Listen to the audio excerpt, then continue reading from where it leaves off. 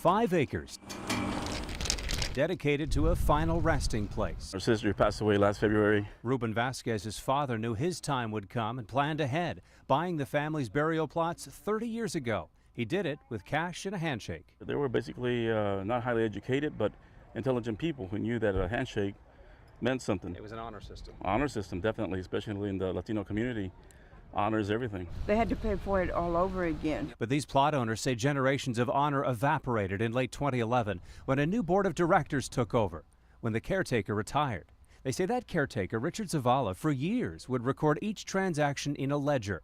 They now accuse the board of hiding the old ledgers and now charging families who couldn't show an original receipt. They deserve to rest in peace. That new reality hit the Vasquez family hard in 2012 when Vasquez's sister passed away, and they were ordered to pay up for a plot they say was already theirs. So how did she get buried here? We paid.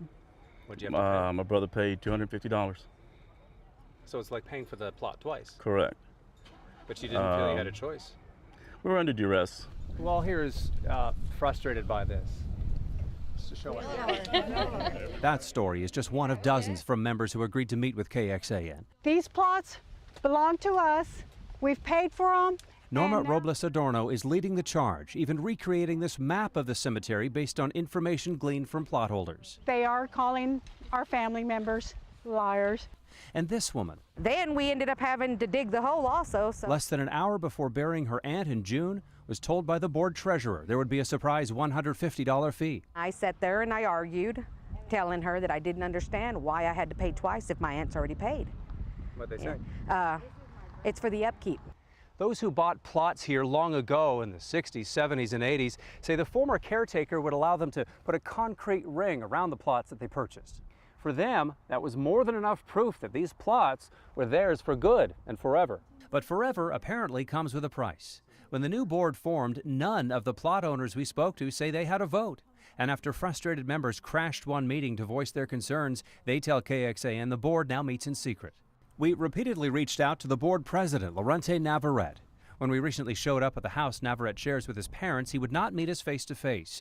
We had questions about the whereabouts of the old ledgers, the existence of new bylaws, even who elected the board. We've done our best to get in touch with you with emails and phone calls, and really just want to give you a fair shot. The one-time Georgetown city councilman, now a high school criminal justice teacher, only sent us this earlier email, still not answering our questions. He writes, in late 2011, when informed the cemetery was in danger of being dissolved, abandoned, and just dumped to the city government, a group of community leaders and volunteers rose up to the challenge. Last week, the board's vice president did step outside his house to talk to us. They're asking for the ledger. Can you provide the ledger to them?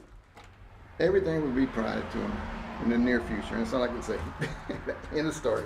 How come it's you can't give me a date? Because I don't know yet, but I know they're working on it. Norma Robles Adorno is out of patience and now suing the board for access to his books as well as meeting and financial records. He won't return calls. Back at the cemetery, Ruben Vasquez fears the future won't be as peaceful for him or his loved ones. For 40 years, Mr. Zavala ran this cemetery without any problems whatsoever, and this new board can't go 1 year without causing a lot of strife.